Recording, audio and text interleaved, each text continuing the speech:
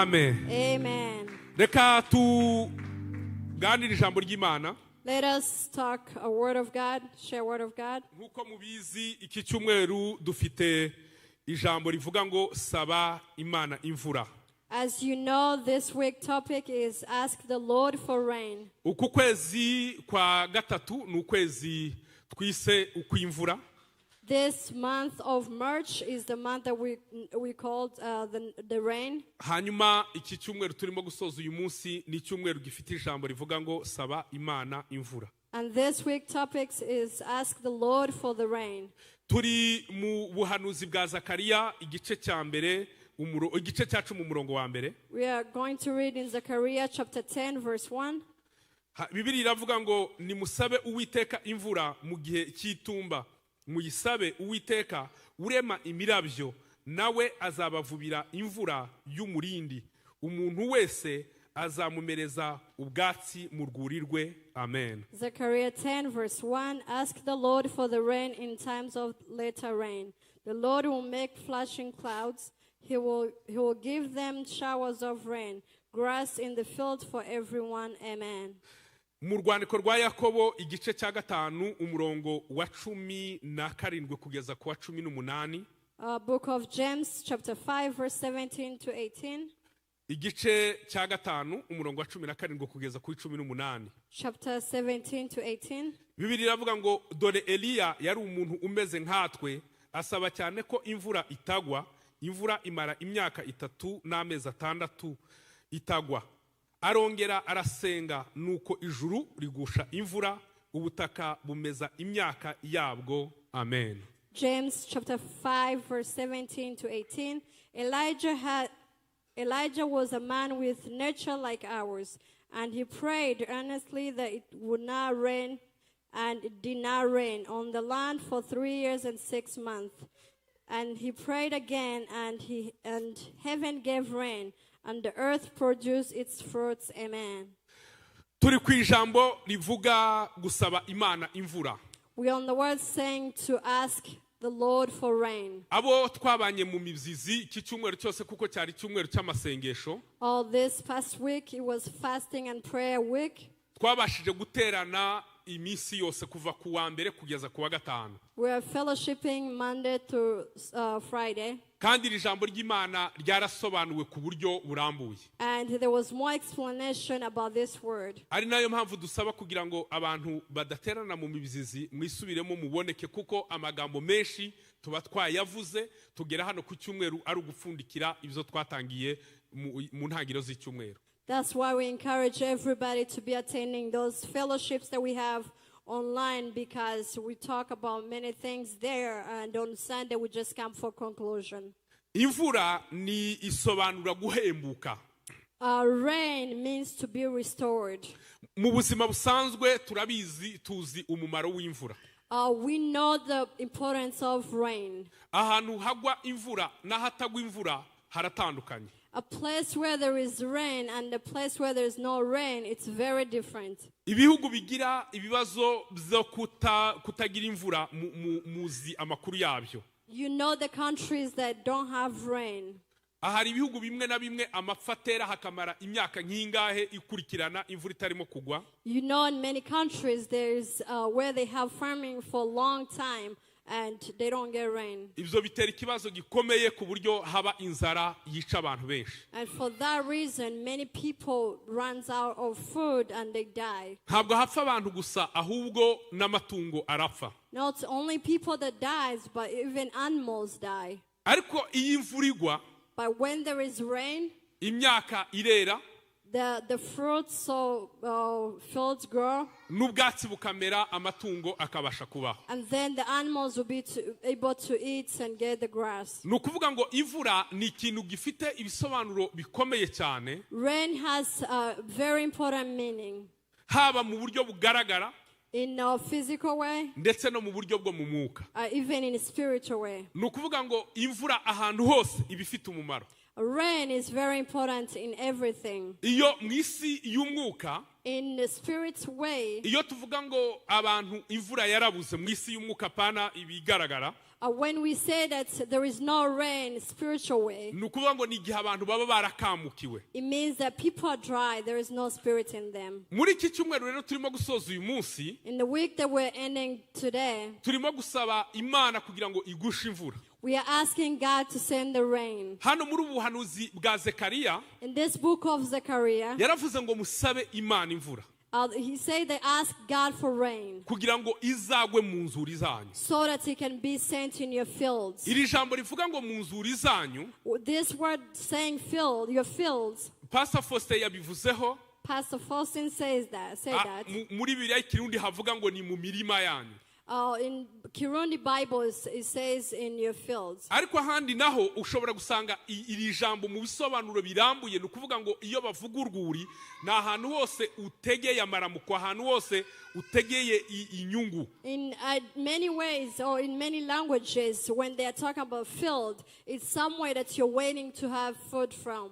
Ni ukuvuga ngo urwuri A field, ni ahantu hose it's everywhere uhanze amaso ko haturuka ibikubeshaho. that you're putting your eyes on it, waiting for food from there. Ubaye uri umuhinzi, When you're a farmer, urwuri rwawe ni wa murima uhinga. your field is your farm. Ubaye uri umworozi, And when you're an animal keeper, ni famu yawe wororeyemo. you're in your farm that you're raising your animals. Uri umukozi ukorera amafaranga, If you're a worker and you're making money, urwuri rwawe ni ka kazi ukoramo kakavamo amafaranga akubeshaho. your field is what you make the money from. Mu yandi magambo dushobora kwagura uru rwuri In other words, we can make this bigger, rukagira ibisobanuro byinshi. and it can have many different meanings. Urwuri rushobora kuba kandi naho uragiriye. Field can be different of where you put your animals. Iyo tuvuga aho uragiriye hashobora kuba atari n'amatungo gusa, ahubwo ahari n'umuryango wawe, ni ukuvuga urugo rwawe, abavandimwe bawe, umuryango wawe muri rusange. When we say that, maybe it's where your families are, or anybody from you. Rero aha ngaha Bibiliya yatubwiye ngo dusabe Imana kugira ngo igushe imvura mu nzuri zacu. Here we ask God to send the rain in our field. Uhita utekereza ahari ibyawe byose. Think about where is everything that belongs to you. Kandi hose hakeneye imvura. And everywhere needs rain. Hanyuma uze gusaba Imana ibwire ngo Mana ndagusaba kugira ngo ugushe imvura mu byanje byose. And ask God to send the rain in everything. Ikindi kandi hano twasomye mu rwandiko rwa Yakobo. Here we read in book of James. Yakobo arandika aravuga ngo Eliya yari umuntu umeze nkatwe. James said that Elijah was a man like us. Ngo asaba ko imvura itagwa imara imyaka 3 n'amezi 6. And he prayed so it cannot be raining for 3 years and 6 months. Ngo arongera arasaba imvura iragwa. And he prayed again and the rain was there. Niba Eliya ari umuntu umeze nkatwe, If Elijah was a man like us, agasaba Imana ikabikora, and he asked, God did it, zumvikane ko nawe ushobora gusaba Imana ikaguha ibyo wayisabye. which means that you're able to ask God and God will be able to do what you ask. Iri jambo Bibiliya ivuga ngo Eliya yari umuntu umeze nkatwe. This word Bible say that Elijah was a man like us. Yari umuntu ugira kote febre nk'izo ngira nk'izo ugira nawe. He had nature that you all have. Nukuvuga ngo buri muntu wese agira uruhande rw'intege nke. Everybody have their weaknesses. Cyangwa mu yandi magambo buri muntu wese n'umunyantege nke. Everybody has weaknesses somehow. Bibiliya iravuga ngo bose bakoze icyaha ntibashyikira ubwiza bw'Imana. Bible said that they were all sinners and they couldn't get to God. Hariya havuga ngo ntibashyikira ubwiza bw'Imana. Where they say that they couldn't get to the glory of God. Mu Giswahili haravuga ngo wakapungukiwa, habaye kugabanukirwa n'imbaraga. In Swahili, it says that they were decreasing. There was the decreasing of power. Mu yandi magambo gukora icyaha kwa Adamu na Eva, in other words, sinning of Adam and Eve, zatugabanyirije imbaraga duhinduka abanyantege nke. it decreased our energy and we became weak. Buri muntu wese n'umunyantege nke. Everybody is weak. Ushobora gusanga umuntu umwe afite imbaraga muri iki ngiki, You may find out somebody has power in this thing, ariko mu kindi ni umunyantege nke. and in other thing they're weak. Nta muntu ubaho w'umunyembaraga mu bintu There byose. is nobody who's powerful in everything. Kubera iki? Why is that? twese twaragabanukiwe. Because we have been decreased. Hallelujah. Hallelujah. Nukuvuga ngo gukora icyaha cyazanye kutugabanya imbaraga twari twararemanywe. For Adam to sin, that decreased the power that we had. Nusanga umuntu afite imbaraga mu kintu runaka, If you found someone have power in something, ntugatekereze ko mu bintu byose ari umunyembaraga. don't think that they are powerful in everything. Ni umunyembaraga muri icyo umusanzemo. They are powerful in that specific thing, Ariko mu bindi ni umunyantege. but they're weak in other things. Niko twese tumeze. That's how we all are. Hanyuma Yakobo arandika, And James wrote, aravuga ngo Eliya yari umuntu nkatwe. say that Elijah was a man like us, Bishaka kuvuga yari umunyantege nke nkatwe. which means that he was weak like we are. Uvuga ngo umunyantege nke nkatwe. Say that's a weak man like we are. Muzi ikibazo tugira? Do you know the problem we Kubera have? ko ari abantu tuba twasomye muri Bibiliya, Because there are men that we read in the Bible, people we read in the Bible, tuba twibwira ko ari abantu bahoraga mu mwuka amasaha 24 kuri 24. we always think that these people were in spirit 24 hours. Hari bamwe Bibiliya itigeze tubwira intege nke zabo, There are those that Bible never mentioned their weaknesses. ariko hari abandi Bibiliya yatubwiye bari abanyantege nke kandi dufata bari abantu bakomeye cyane bafite amasezerano akomeye, ariko bari abanyantege nke. And there are those that Bible mentioned who are weak and they had great promises. Urugero, For example, ntituzi ko Nowa ari umuntu ukomeye cyane mu masezerano, don't we know that Noah was a powerful man in the promises? ariko Bibiliya izakubwira ngo umunsi umwe akiva mu nkuge akora inzoga, arayinywa, arasinda, yambara ubusa. But the Bible will tell us that one day when he left the ark, he went and had alcohol, he was drunk and naked. Yari umunyantege nke. He was weak. Hanyuma Imana ikatubwira, Bibiliya ikatubwira kuri Aburahamu, And Bible tells us about Abraham, ise w'amasezerano. the father of faith. Umunsi umwe umukozi we One day his servant, Hagara araza aramubwira ngo, Hagar, came and told him, umugore we Sara his wife Sarah, aramubwira ati Imana atubwiye ko nje nawe tuzabyara, she came and said that God promised us to have a child. ariko urebye imyaka tugezemo yaba ngewe yaba wowe, But when you see our ages between me and you, ntabwo bishoboka. it's impossible to have a child. None wowe kubera ko abagabo mu ibyara ridapfa kurangira, Because men's take long time, because men's always can have kids. dore umukozi wanjye, Here's my servant. byarana nawe uwo mwana azitwa uwacu, kuko icyo gihe iyo umukozi yabyaraga umwana yabaga ari uwa nyirabuja. Have a child with our servant, and that child will be called our child, because when a servant used to have a child, they'll be belong to the family. Nicyo gihe babyaye Ishimayeli. That's when they had Ishmael. Ishimayeli, abakomoka kuri Ishimayeli babereye umusumari ukomeye kugeza uyu munsi Isirayeli.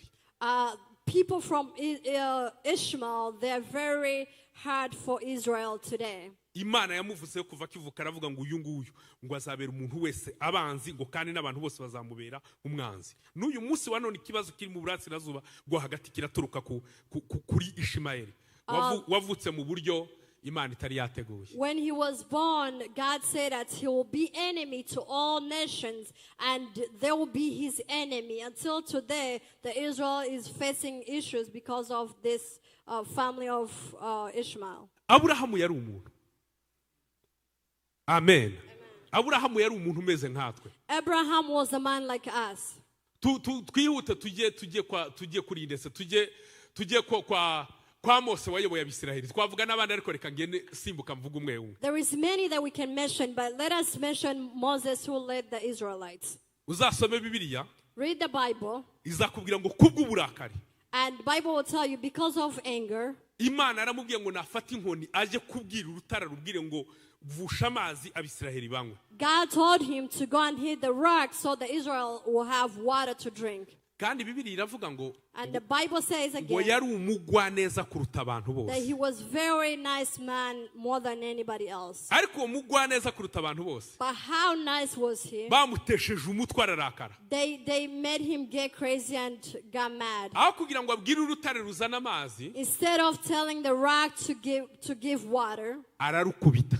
he hit it. Arukubise, After hitting the rock, Imana iramubwira ngo ntuzakandagira muri kiriya gihugu, uzakirebesha amaso ariko ntuzagikandagiramo. God told him that you will see the country, but you will never get to the country. Mose ari mu bantu bakomeye muri Isirayeli. Moses is one of the powerful men in Israel. Tuvuge bane na bane, tuvuge se ba Dawidi. Who can we mention? David. Ba Dawidi na ba Batisheba bizondibwira ko ayo makuru muyazi kubura. David and all those men, they were very powerful. Bari mu bantu bakomeye. They are powerful men. Tugaruke kuri ku muhungu we Salomo, umugabo w'umunyabwenge cyane mu bamubanjirije n'abazaheruka. Let us come back to David's son Solomon, who was very wise man from the beginning, for those who came before him and those who will come after him. Uzasome Bibiliya izakubwira ukuntu yashatse abagore benshi bakamuyobya umutima agatangira gusenga ibigirwamana. I'll read the Bible. It will tell you how he married to many women and they changed his heart and he started worshiping idols. Tugaruke kuri uyu Eliya tumaze kuvuga. Let us come back to Elijah that we just said. Eliya amaze kwica babahanuzi ba Bayali. When Elijah killed Baal's prophets, Wa Musa asaba umuriro ukamanuka ku musozi wa Karumeli. when he asked for the fire to come from Mountain Carmel, Yahise afata abahanuzi ba Bayali na Ashera bamanura ku kagezi, Bibiliya iravuga ngo abicirayo. he called the prophets of Baal and killed them. Akivayo, After living there, Yezebeli muka Ahabu, umwami Ahabu, Jezebel, the Ahab's wife, yumvise bamubwira amakuru, bamubwira uko ibitangaza byakoretse, uko Imana yamanuye umuriro, imvura ikaba yaguye, uko abahanuzi ba Bayali bose bishwe. they told her all the story, how people, the Baal's prophets were killed. Yezebeli ahita atuma kuri Eliya. Jezebel called for Elijah. Aramubwira ngo ejo nk'iki gihe He said that tomorrow time like now, ubugingo bwawe nintabuhwanye n'abariya bose wishe, if I don't put your life together and kill you like you killed others, Imana zibimpore. Yavuze ngo zibimpore kubera ko yasengaga nyinshi. God will kill me because of that. And she said that my gods, because she was worshiping different gods or idols. Muzi cyakurikiyeho? Do you know what followed? Eliya arahunga. Elijah ran away. Ntiyatekereza wa muriro yamanutse uyasebye ukamanuka ko wamanukira kuri Yezebeli ukamutwika, arahunga. He never thought about the fire, but he ran away. He was scared and ran away. Nicyo gihe yageze musi mu ishyamba, musi y'igiti cy'umurotemu, akiryama musi asaba Imana kugira ngo apfe. That's when he ran away and he went to the forest and sleep under the tree and asked God to die. Utekereza imbaraga zamufashije kwica abantu magana, imbaraga zakoze ibitangaza, umuriro ukamanuka, ariko umugore witwa Yezebeli gusa avuze ngo ejo nk'iki gihe ubuzima bwawe buzaba bumeze nk'abariya wishe, akizwa n'amaguru ariruka. Think about how many people he killed, how many miracles that he have seen. But when this woman said that she was after him, he ran away. Ibyo mbivuze kugira ngo mwumvire ijambo rivuga ngo Eliya yari umuntu umeze nkatwe. I said all this so that you can hear the word, be able to understand why this word say that Elijah was a man like us. Ntiyumva ko ari umuntu, namwe siko mubyumvise. Don't you hear he was a man like us? Ariko Bibiliya iravuga ngo arasaba. But Bible say that he prayed. Imvura ihagarara imyaka 3 n'amezi 6. And the rain stopped for 3 years and 6 months. Yongeye gusaba. When he prayed again, imvura iragwa. and the rain came. Byumvikane ko nawe, Which means that yourself, mu ntege nke zawe, in your weaknesses, ushobora gusaba, you can ask, Imana ikagusha imvura mu rwuri rwawe. and God will send rain in your fields. Hallelujah. Hallelujah. Uko umeze kose Imana ishobora kugusha imvura. However you are, whoever you are, God can send a rain to you. Ntugatinye ngo utekereze ngo intege nke zanjye nanjye ubu nakwisengera hari ikintu Imana yakora. Imana yagikora kubera ko intege nke twarazivukanye twese turi abanyantege nke. Don't look at yourself down and say that God cannot hear me because of my weaknesses. Because we were all born weakness. Imana ishimwe cyane. Glory to God. Hanyuma tureka tuvuge ibintu bigeze kuri bitatu turabivuga twihuse bishobora gutuma Imana iteza amapfa cyangwa kubura kw'imvura. We'll mention about three things that three reasons why God closed the heavens to send down the rain. Ndavuga ibintu bigeze kuri bitatu bishobora gutuma imvura ibura mu buzima bwawe. Nituvuga imvura hanga hano no tugiye kuvuga ntiwumve ko ari kibazo cya rusange, wumve ko ari wowe mu buzima bwawe. When we talk about rain right now, hear the rain as you're in your life, not in general. Ikintu gishobora gutuma uba mu mafu ugira umwuma kandi ukora cyangwa abo mukora akazi kameze kimwe mutandukanye mu mibereho. What can cause dryness in you more than people who you work with? Ushobora gusanga umuntu yaragize amahirwe yarabyaye. You may find somebody are lucky and they have kids. Afite akazi keza. They have better jobs. Ariko nanone ugasanga ubuzima bwe wari ari mu butayu. And you'll find out that the life they live in, it's in the wilderness. They're never happy. In other words, they have no rain in their lives. They have no rain in their field. When everybody around them they have rain. There is about three reasons that can make this happen to a person. The first reason is moving away from God and worship something that is not Him. To worship other gods. When we mention about worshiping something else that is not God, people will think about kneeling down and worship. But worshiping idols, it doesn't stop just there.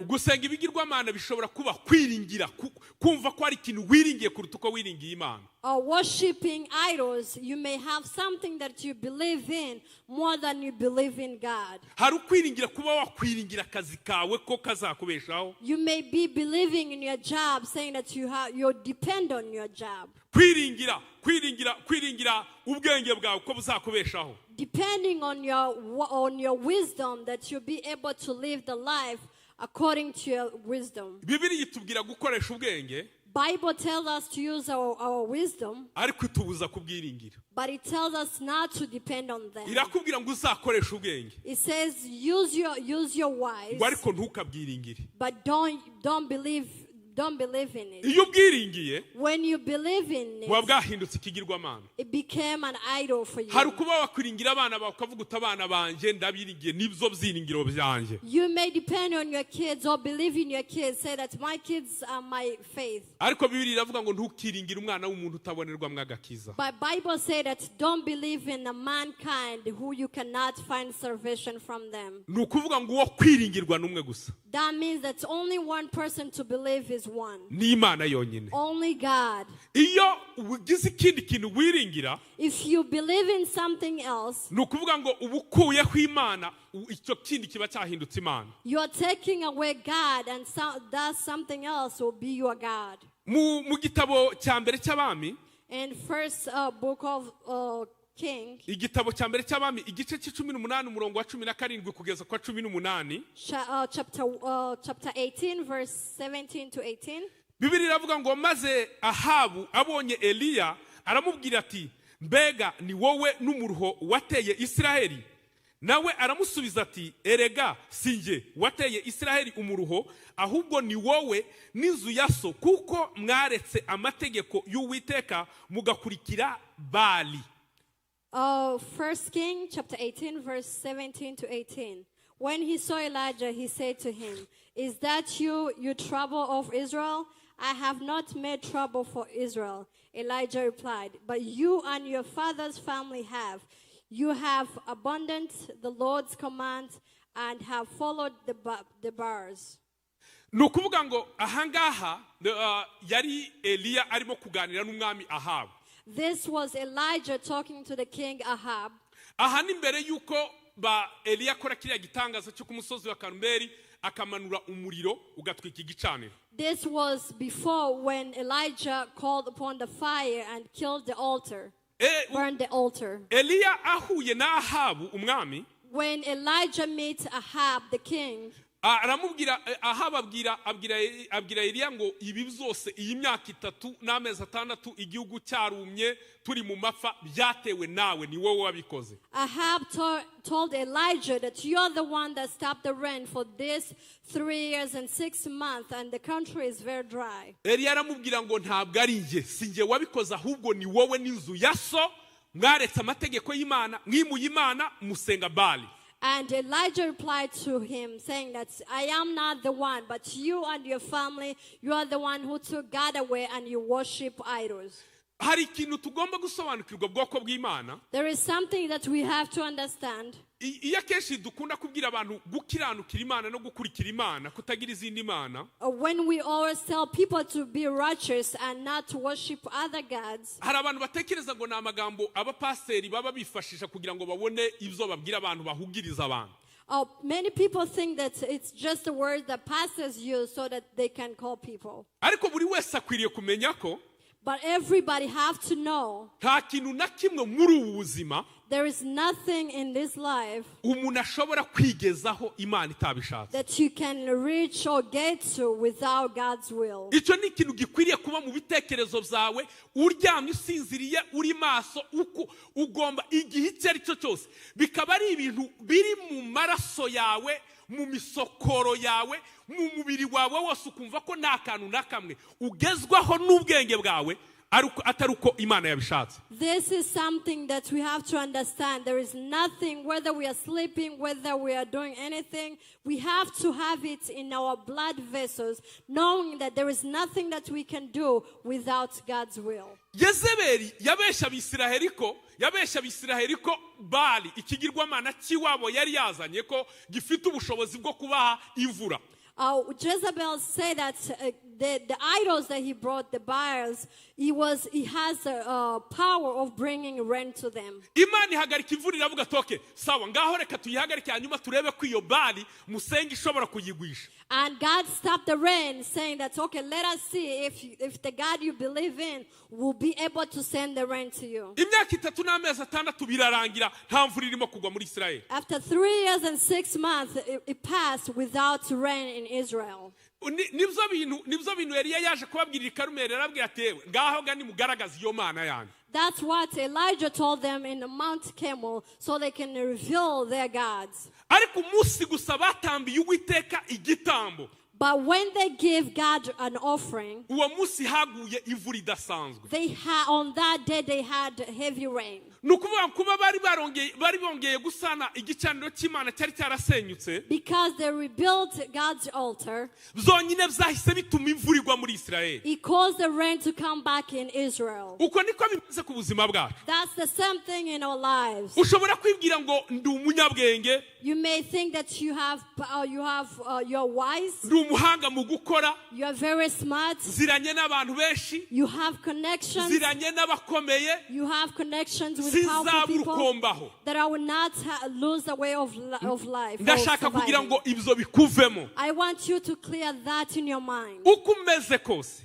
However you are, waba warize waba utarize, whether you are educated or not, waba ufite umuryango cyangwa utawufite, whether you have family or not, waba ufite akazi keza cyangwa utagafite, whether you have better job or not, mu bitekerezo byawe in your thoughts, hakwiriye kubamwo kw'Imana yonyine ari yiguha buri kintu cyose ubasha kubona. You have to know that God is the only one that makes you have all this you have. Hallelujah. Hallelujah. Imana yabwiye Abisirayeli mu gitabo cyo gutegeka kwa 2, God told Israel irabwira ngo nimugera mu gihugu mugiyemo, that when you reach the country you're going to, ngo mukarya ibyo mutahinze, and you eat what you never planted, mukaba mu mazu meza, and you live in great houses, mukororoka, and you grow n'amatungo yanyu akororoka and have your animals grow, ngo ntukibagirwe Uwiteka Imana yawe.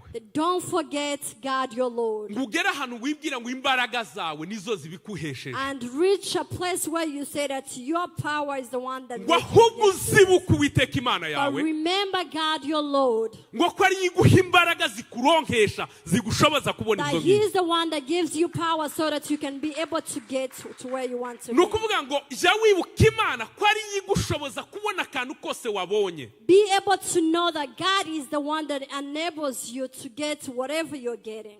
Nujya no mu kazi ugahembwa. When you go to work and you get paid, Ujye ubwira Imana ngo hari ibintu bibiri wakoze kugira ngo mpembwe. tell God that you did two things for me to get paid. Icya mbere wampaye imbaraga. First of all, you give me energy to work. Ikindi wategetse bariya kumpemba. And the other, you made these people pay me. Bagukoresheje ntibaguhembe wagize ngo wabagira gute? If they use you or if you work for them and they never pay you, what can you do to them? Ushobora kwibeshya ngo turi mu gihugu gifite amategeko. You may say that we are in a country where there is laws. Mwagize ngo mu bihugu birimo amategeko ntihabamwe abarengana. Don't you think there is other countries who are facing the same thing and people get Muribwira ko nta calm bantu down? muribwira ko nta bantu bari mu magereza barabeshewe kandi bakaba bayasaziyemo ari babashinja ibinyoma. There's many people who are in prison and they are accused on something they've never done. Akarengane hirya no hino ku isi karahaba. This happens all over the world. Ntukibeshye ngo nguhembwa kubera ko batinya amategeko. Don't think that you're getting paid because of the laws. Nuko Imana yabishatse kuhembwa. It's because God wants you to get paid. Hallelujah. Hallelujah. Rero nukuvuga ngo igihe cyose wimuye Imana Every time that you remove God ukimika ikindi kitariyo and you worship something else, ishobora kwifata He may be quiet ikakwihorera nkuko yihoreye Abisirayeli muri ya and myaka 3 ignore you n'amezi 6 like He ignored Israelites, maze ugakubitika and you'll be hit. ubuzima bukakubera ingume. Life will be difficulty for you. Ariko iyi Imana uhora mbere y'Imana, But if you're always before God, ineza y'Imana ihora ku buzima bwawe. His grace and merciful is always on your life. Ntukave imbere y'Imana. Don't leave God. Muzi ikosa rikomeye Kayini yakoze Do you know what Cain did? nyuma yo kwica Abeli. After killing his brother Abel, Imana iramuvuma nkuko mubisoma. God cast him, as you always read. Bibiri iravuga ngo Bible says Kayini ava imbere y'Imana. that Cain left God. Riya ni ikosa rikomeye yakoze. That was very wrong decision. Ntiyagombaga guhunga Imana. He was not supposed to run away from God. Yagombaga kwikubita munsi y'ibirenge byayo. He was supposed to bow down. Dawidi we yakoraga icyaha. When David was sinning, Yarangiza akabwira Imana ngo Mana, he will come to God and say, God, niba ari ugufa ndapfira mu birenge byawe. if it's to die, I'll die in your feet. Ntiyahungaga Imana. He was not running away from him. Mu buzima bwawe bwose In your lives, uzirinde kuva imbere y'Imana, be careful not to leave God, kuko niho hari ubuzima bwawe. because there is your life. Icya kabiri The second, gishobora gutuma haba amapfa mu buzima bw'umuntu that will cause death in your life, ni ukugirira nabi umuntu ufite amasezerano y'Imana. it's mistreating someone who has made a covenant with God. Umuntu ufitanye isezerano n'Imana. A person who have covenant with God. Tugende muri ubu buryo. Let us go like this. Kugirira umuntu nabi uwo ari we wese ni amakosa akomeye, ni bibi cyane. Mistreating someone, it's wrong. Ariko byagera ku muntu ufitanye amasezerano n'Imana, But if it comes to someone who have covenant with God, bikaba ikindi kintu. or become something else. Mu gitabo cya kabiri cya Samweli, In 2 Samuel, igice cya 21 umurongo wa mbere kugeza ku wa kabiri. chapter 21, verse 1 to 2. Igitabo cya kabiri cya Samweli igice cya 21 umurongo wa mbere kugeza ku wa kabiri. 2 Samuel, chapter 21, verse 1 to 2. Bibiri yavuga ngo bukeye ku ngoma ya Dawidi hatera inzara imara imyaka 3 uko yakurikiranye. Dawidi asobanuza Uwiteka. Uwiteka aravuga ati, bitewe na Sawuli n'inzu ye y'abicanyi, kuko yishe Abagibeyoni. Maze umwami ahamagaza Abagibeyoni arababwira, kandi Abagibeyoni ntibari abo mu miryango ya Isirayeli, ahubwo bari Abamori bacitse ku icumu, kandi Abisirayeli bari barasezeranye nabo. Ariko Sawuli yashakaga kubica abitewe n'ishyaka yagiriraga abisiraheli n'abayuda. Amen. 2 Samuel 21 verse 1 to 2. During the reign of David, there was famine for the successive year. So David saw the face of the Lord. The Lord said, "It is not account of Saul and his blood. Stay in the house. It is because he put the Gibeonites to death." The king summoned the Gibeonites and spoke to them. Now the Gibeonites were not part of the Israel, but were survivors of Amalekites. And the Israel had sown spares them by Saul in his zeal for Israel, and Judah had tried to annihilate them. Amen. Abisiraheli bavuye mu butayu cyagiye bavuye muri Egypt. When Israelites were leaving wilderness from Egypt, bukeye umutwe w'abagibeyoni, abantu b'abagibeyoni ni mu bwoko bw'abamori. People of Gibeonites, bari abantu bari batuye hamwe. There were people who were living together, batinya Abisiraheli, and they were scared to Israelites, kandi bari baramenye amakuru ko Imana bahaye kiriya gihugu. and they know that God has promised them the country. Bibiri iravuga ati Bibiri iravuga ngo abo bagibeyoni, A Bible says that the Gibeonites, bigira inama. they had a meeting. Baravuga ati reka twihindure nk'abantu baturutse kure. Let us change ourselves and act like we are Gentiles or coming from far, tugirana amasezerano n'Abisiraheli, and have promises or covenant with Israelites. batoramwe abagabo, They choose men. bambara imyenda ishaje, They wear old garments, n'inkweto zishaje, old shoes, n'imitsima yabo y'impamba bayigira imaze igihe kirekire. and their food, the food they carry, they put it together so it can look older. Basanga Abisiraheli, And they went to Israelites. bagezeyo barabagira ngo turaba tuturutse kure, And when they got there, they told them they are coming from far. ariko twumvise amakuru yanyu twishimira kuza gusezerana namwe isezerano. And we heard your news, and we decided to come and have covenant together kugira ngo tuzagirana amahoro. so that we can have peace. Abisiraheli baraza ati ariko ntabwo mushobora kuba muri abaturanyi bacu ba hafi mukaba mwihinduye. Israelites ask, "Are you not one of our neighbors that you're just trying to change?" Barabasubiza ati murimo kubibona imyenda twambaye, murabona ko imitsima twazanye igishyushye ariho tukimara kuyicumba, murimo kubona uko imeze. They say that no, we're not. We are old. We just came. Our food is getting old, and we came from a long time. Bibiri iravuga ngo bemezwa n'ivyo babonye. And Bible say that they agree to what they have seen. Babasezeranya ko bazabana amahoro batazabarimbura. They promise them to live in peace and they will never kill them. Ngo abagibeyoni bakimara kuhava gatoya, After Gibeonites left, ngo Abisiraheli ngo bamenya ko ari abaturanyi babo kandi bari mu mwoko bagomba kurimbura. and Israelites find out that those are the people they were looking for and they have to kill them. Barabahamagara baraza ati ibintu mwadukoreye ni biki. And they call them again and say that, "What did you do?" Abandi barababwira ngo twarabatinye kandi twashakaga kuba muri iki gihugu, niyo mpamvu byatewe no kubatinya. They told them that we were scared of you. We wanted to live in this country with you, but we are very scared of you. Nta kindi kintu bari bakemerewe kubakoraho kubera ko bari basezeranye nabo isezerano ry'amahoro. There were nothing else they were going to do because they had a covenant of peace. Bibiri iravuga ngo umwami wa mbere wa Isirayeli ari we Sawuli agiye ku ngoma. Bible say that when the first king of Israel, who was Saul, when he was reigning, yica bamwe muri aba bagibeyoni. he killed some of these Gibeonites. Amaze kubica amara imyaka 40 ku butegetsi. After killing them, he reigned for 40 years. Bukeye arapfa. And then he died. Amaze gupfa Dawidi ajya ku ngoma. After he died, David reigned. Dawidi agiye ku ngoma. After David reigned the kingdom, igihugu kimara imyaka 3 gifite amapfa nta mvura igwa imyaka 3 ikurikirana. 3 years there was no rain. Hanyuma Dawidi ngo abazima. And David asked God, Niki cyabaye? "What happened?" Imana yamubwiye ngo byatewe na Sawuli w'umwicanyi yisha abagibeyoni kandi mwari mwarabasezeranyije amahoro ko mutazabakoraho. And then God told David that this was caused of Saul because you have covenant with Gibeonites, but you never fulfill what you talked about. Ibzakurikiyeho What followed was this. baje kwica abahungu barindwi kugira ngo bababarirwe bisha abahungu barindwi mu bakomoka muri Sawuli. They killed 7 men from Saul's family.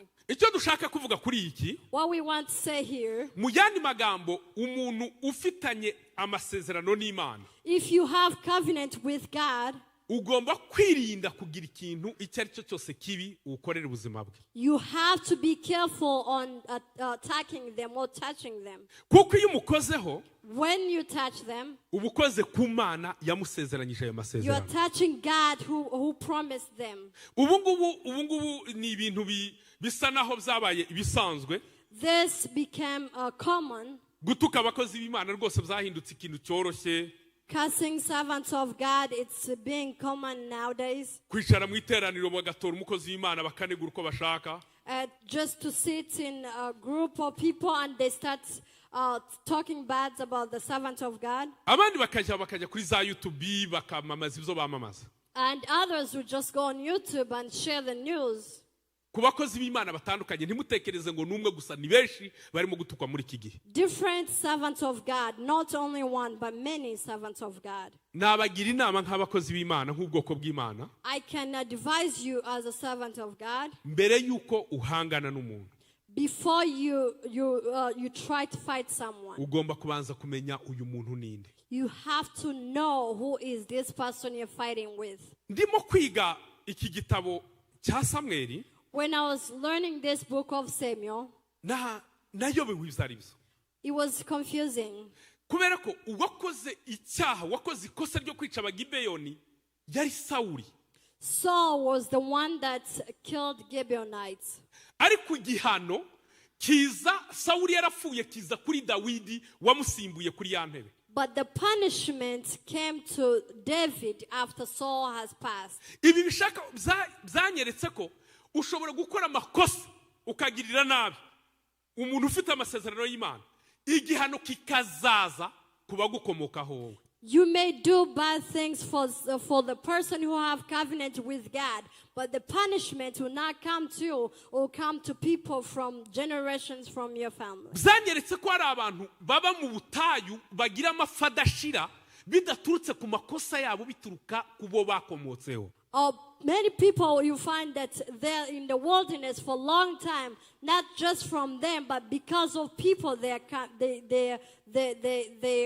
are from, like for generations. Ugomba kwirinda mu buzima bwawe, You have to be careful in your life. kuko wizirinda umuntu uwo ari we wese, Be careful on anybody. kuko ntuzi amasezerano afitanye n'Imana. Be careful mistreating anybody because you don't know the covenant they have with God. Sawuli yabikoraga kubw'ishyaka ry'ubwoko bwabo, ashaka ko igihugu cyose kibi cyabo. Saul was doing that because he wanted all the country to be theirs. Yari azi ko azakurikira ibihano. He didn't know that there was punishment after that. Icya gatatu aricyo cya nyuma dushorejeho, The third one, which will be the last, ni ukwimana ku byo Imana yaguhaye.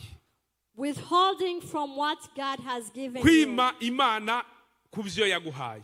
Withholding from God what he has given you. Mu gitabo mu buhanuzi bwa Hagayi, In book of Haggai, igice cya mbere umurongo w'icyenda kugeza ku wa 11, chapter 1, verse 9 to 11. Bibiliya iravuga ngo mwiringira kubona byinshi, ariko dore byabaye bike, mubizanye imuhira bitumuza umwuka wanjye. Ibyo byatewe n'iki? Niko Uwiteka Nyiringabo abaza.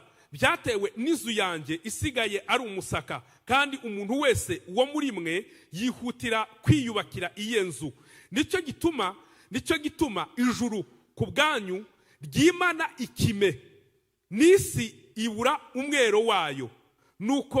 Nuko ntera amafa mu gihugu no ku misozi no ku myaka no ku zabibu no ku mavuta ya elayo no ku byaremwe no ku byera mu butaka byose no ku bantu no ku matungo no ku mirimo yose ikoreshwa amaboko. Amen. Haggai chapter 1, verse 9 to 11. You expect much, but see, if I turn out to be little, what you brought home I blew away. Why, declare the Lord Almighty? Because of my house, which remains ruined, while each of you is busy with your own houses. Therefore, because of your heavens have withheld their dew, and the earth its crops, I called for doubts of the fields and the mountains on the grain, the new wine, the olive oil, and everything else ground produce, on people and livestock, and all in the labor of your hands. Amen. Iyi mirongo abantu bayimenyereye mu gihe abantu barimo kwigisha kubijyanye n'ibzacumi n'amaturo. These verses, people are used to it when we are teaching about giving offerings and tithes. Igihe cyose isomwe, whenever they read this, abantu bahita bumva ko barimo gusaba amaturo n'ibyacumi. People hear that they are asking about offerings and tithes. Ariko ndashaka kugira ngo muri uyu mugoroba uyumve mu bundi buryo. But I want you to hear this in different ways. Igihe kimwe Abisirayeli bamaze kuva mu bunyage za Babuloni n'ahandi hatandukanye bari baratataniye. After Israelites left the captive, baraza bageze mu gihugu buri muntu wese arwana no kwiyubakira iyo nzu. And when they reached in the country, they all started building their own homes. Kandi bubaka amazu meza cyane. And they built the beautiful homes. Bayaturamo. And they lived in there. Inzu y'Imana barayibagirwa. And they forget about the house of God. Imana ibateza amapfa. And God sent death. Kandi ayo mapfa aza mu buryo butatu. God sent death in different ways. Uburyo bwa mbere. The first one, imvura irabura. There was no rain. Ntiyabura gusa ahubwo habura n'ikime. Burya ikime gikora akazi gakomeye. Buriya iyo ikirere kimanura ikime buri gitondo cyangwa buri mu ijoro, ikime kibasha gukuza imyaka. Where there is no rain, but God sends some whirling, and then the floor will be wet or the grass will be wet. Ubwo ni uburyo bwa mbere. That's one way. Uburyo bwa kabiri yabateje amapfa. The other way that he caused famine, ni ukuvuga ngo abasaruye, people who have crops, babigeza mu rugo, when they get their crops at home, Imana ikabateza ibihombo, inyatsi. God will make them so that everything they had blows away. Hariya yavuze ngo ababigejeje ngo imuhira ngo mbitumuza umwuka wanjye. Where he said that when they brought it home, I brought it away. Ni cya gihe ukora ugahembwa. It's when you work and get paid. Waba ukimara guhembwa, after you get paid, hagahita havuka impamvu udafite uko ukukemura byanga byakunda ukoresha ya mafaranga. Or you will have a reason or something that will just show up that needs your money, and you have to do that, take care of that. Ukwezi kose wakoze imodoka ari nzima. The whole month you were working and your car was running. Umunsi wahembwe, but the day you get paid, imodoka igapfa. Your car would die, cyangwa bakayigonga, or get into accident. Umunsi wahembwe, the day you got paid, bakakubwira amakuru ya mwene wanyu ko yagize ikibazo cyihutirwa ugomba kugerageza uko ushoboye kose ukohereza amafaranga. Kandi wa muntu udafite ukuntu uri bukwebe. They tell you about your family members who had issue or they're sick, and you have to take care of that. Umunsi wahembwe hakavuka ikintu utateganyaga ko kizabaho. The day you got paid, you will get something that was not planned. Kandi bikaje biba gusa umunsi wahembwe, umunsi amafaranga yaje akaba aribwo kivuka. And that happens all the time when you just got paid. Ubwo ni uburyo bumwe bwa kabiri Imana yabatejemwo ibihombo. That is one of the things that God caused for them to lose. Ubwa gatatu, the third way, nibura ry'imirimo. Hariya yavuze ngo imirimo y'amaboko, where it says the labor of their hands. Imirimo ibibazo. They have difficulty finding the labor. bashaka akazi bakakabura. When people are looking for jobs and there's no job to be found, ukaje usigara ukora akazi akariko kose kabonetse kugira ngo urebe kuramuka. and you try to find whatever job that you can find to survive. Byari bitewe n'iki? What was the cause of that? Ntabwo ikeri ikibazo cy'ibzacumi. This is not cause of tithe. Iki ni ikibazo cyo kutita ku nzu y'Imana. It's because of not paying attention to the house of God. Ibi birenze kuba icyacumi. This is more than tithe. Ubundi iyo ushaka ko imvura igwa mu buzima bwawe buri munsi, when you want the rain to rain in your life every time, utanga ibirenze icyacumi. You have to give more than tithe. Icyacumi ni ikintu gitegetswe kiri mu mategeko. The tithe is something that is in command. You have to do that. Ariko umuntu ufitanye umubano mwiza n'Imana, but when you have connection with God, agera ku rwego rwo gutekereza ngo ese mu rusengero iki kirahari cyangwa umuntu yicara akavuga ati nyamara nguze akandi kantu dutereka hariya cyangwa tukagura iki kintu tukagishyira mu rusengero gishobora kugira umumaro. You are on the level of looking in the church and say that we are missing this. Do we have this? Do we have this? Do we need this? And then you take care of that. Nukuvuga ngo kugera ku rwego rurenze urwo kuvuga ngo watanze amaturo, watanze icyacumi, ahubwo ugasigara utekereza itorero. Ese itorero ribayeho gute? Ndibuka mu itorero twari dufite nari mfite Karongi, hari umuntu umwe wigeze kuza aranyicaza arambwira ati pasa ndashaka, kuko icyo gihe twarakodeshaga sale twabagamo, arambwira ati pasa ndashaka kumenya none mwishyura sale mu bigenze gute. When I said this, it's passing the level of giving offerings, giving tithe, and come. I remember in Kalongi, there was somebody who called me and said that how do we pay for church? And that time we were renting. Ndamubwira uko bigenda, arambwira ati ntabwo ushobora kuyabona yose mutanga, ariko buri kwezi bitari icyacumi bitari buri kwezi ngewe ndashaka gushyira mu kwanjye kuboko muyo mutanga ubare mwayangaya nzajya nyatanga buri kwezi kugira ngo nunganire mu gukodesha. And he said that I want to help out the church. Not offerings, not tithe, but I want to do a separate thing so that the amount you pay for rent, I'll be able to be paying this amount, even if I'm not able to pay the whole rent, but this is how much I can afford. Nukuvuga ngo ubugeze uri ku rwego rwiza, urwego wicara ugatekereza umurimo, ntutekereze ngo abapasiteri baramenyana nabyo, ahubwo ugatekereza ese mu nzu y'Imana ibi birahari, ibi bibuze, ni gute twakora kugira ngo bibashe kuboneka, iki kidahari ni gute cyaboneka, ukagera kuri urwo rwego. Ntubukire umuntu urwana no kuvuga ngo nahembwa 200 ubwo harimo 200, ya 200 nari ngiye kuyakoresha, nari ngiye kuyishyura silence y'imodoka, none mara yanjye ukarenga urwo rwego ukagera ku rwego rw'uvuga ake 200 yo saa yanjye sinkuriye kuyagira, sinkuriye kuyatekereza, ahubwo muyo sigaranye mu 1,800 niki kindi shobora gukora kugira ngo umurimo w'Imana ubusheho kuzamuka. When you reach on the level of saying that this is now for pastors, and jump in and say that this is something that I need to take care of, on everything that needs to be taken care of, let me take care of this and serve the Lord in this way. Iyo ugeze kuri urwo rwego, when you're on that level, nukuvuga ngo mu rwuri rwawe in your field, hagwa imvura idahita, you get rain that never stops, imvura nziza ya yindi yeza, the rain that makes your crops grow. Ibyo gukorera Imana bitakikubamo, if serving God is no longer in you, mu byo Imana yagufashije kubona ukumva ko nta kintu ushobora gusubiza Imana, and when what God has helped you to get and you feel like there's nothing you can give back, Imana ikinga ijuru ryawe, and God will close the heaven for you, hanyuma ukajibona gusa ibirya ya mafaranga ibiyasohora, wanze kuyatanga ibiyasohora bikarushaho kugura, and you don't want to give the money, but you have many reasons to be able to give that money for. Dusoza bwoko bw'Imana, Concluding, ni byiza kugira ngo nk'abana b'Imana twirinde ikintu cyose icyo ari cyo cyose gishobora gutuma Imana ikinga ijuru, imvura ntigwe mu buzima bwacu. It's good for us to try our best to avoid something that can stop rain in our lives. Reka duhaguruke dusenge Imana. Let us stand up and pray. Ubwira Imana ngo Mana gwisha imvura mu byanjye. Say, God, send the rain in my aho ushobora kumva ko wagenze nabi byatumye amapfa aba mu buzima bwawe, ubwira Imana ngo kuri ibi nibi Mana umbabarire, ndashaka kwikosora, ubu ngubu ngiye guhindura, sinzongera gukora ibi nibi. In everything that you do, say, God, in what I have done, I'm going to change now. I will no longer do this and this. Hanyuma ubwira Imana ngo umvubire imvura mwami, and ask God to send the rain. Ya mvura nziza, the great rain, imvura itangiza, the rain that never destroys, ahubwo imvura iza ikameza imyaka, but the rain that grows the crops. Niyo nkeneye mu buzima bwanjye. That is the rain I need in my my izina life. ryawe mwami Yesu, In the name of Jesus, turi imbere yawe ubwoko bwawe, we are here before you. muri uyu mwanya data wera uri mu ijuru, We are coming, God, Father. turasaba kugira ngo utugwishirize imvura mwami. We ask so you can send the rain. Data ubwoko bwawe,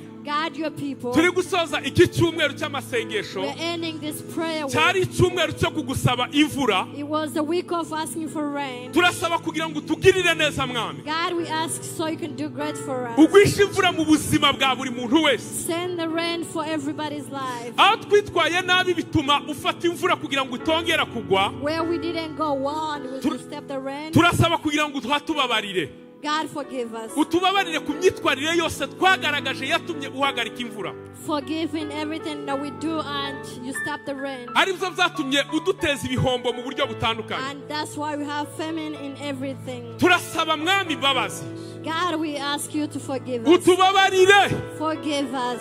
mwami ntituzongera amakosa God, we never do this again. uyu munsi tugiye guhinduka Today we are going to be tugiye transformed. gukora ubushake bwawe We mwami are going to do your will. ntituzongera kukwimura We will not remove you again. ntituzongera kugira izindi mana We will not worship other gods. ntituzongera kugirira nabi abafitanye amasezerano nawe We will not mistreat people who have covenant with you. ndetse nta muntu uwo ari we wese tuzagirira nabi And there is no one that we will mistreat. ikindi data And other thing, ibyacu twari twarabikwimye we refuse to give you ariko ours. twiyemeje guhinduka But we agree to change. kugira ngo data So that, Father, ntugire aho uhezwa mu mitungo yacu so that you are open, we are open in your hearts. tuguhaye ikaze mu nzuri zacu We welcome you in our fields. hahinduka hawe data Let it be yours. maze nawe mwami yesu And you, Father, tuvubira imvura nziza y'umuhindo send a great rain to imvura us. y'umugisha A blessing rain. imvura ibasha guhembura ubutaka A rain to restore. imvura ibasha guhembura imitima yacu A rain to restore our hurts. imvura ibasha gukuraho ibibazo biri mu miryango A yacu rain to take away the problems in the family. maze mu nzira zacu zose mwami In all our ways, God, tube tumerewe neza mwami so that we can be great. tugire umugisha impande zose Have a blessing all over. urakoze mwami yesu Thank you, Jesus. tugushimiye ko wabanye natwe We thank you for being with tugushimiye us. ko wumvise gusenga kwacu iki cyumweru cyose dushoje We thank you for listening to our prayers. uyu munsi dushoje icyumweru cy'amasengesho We are ending this week of prayers. umugisha abana bawe bose babashije kuba muri aya masengesho Bless your children who were in the fasting and prayer. abiyirije n'abatarabishoboye ariko babaye imbere yawe Those who fasted and those who did not, but they were before you. buri wese umugirire neza mwami Bless everyone. turakwereka itorero ryawe We show you your church. turasaba kugira ngo ukomeze kudukuza mu nzira zose zishoboka mwami God,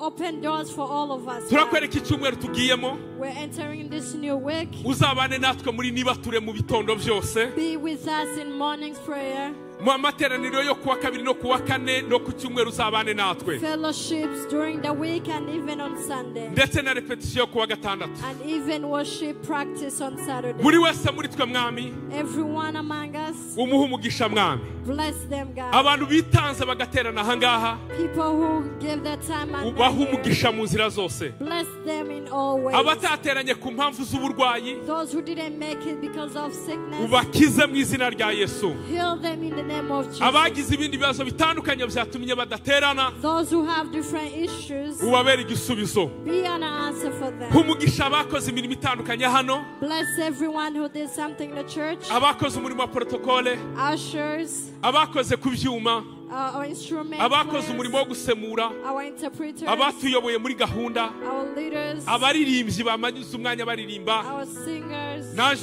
umaze kuvuga buri ijambo ryawe and I who shared your word, buri wese muri twe mwami everyone among us. umugirire God. neza data wera no mu ijuru Bless them, Father. ngaho mwami umugisha wawe So let your blessing, n'amahoro yawe your peace bibane natwe be with us. kugeza iteka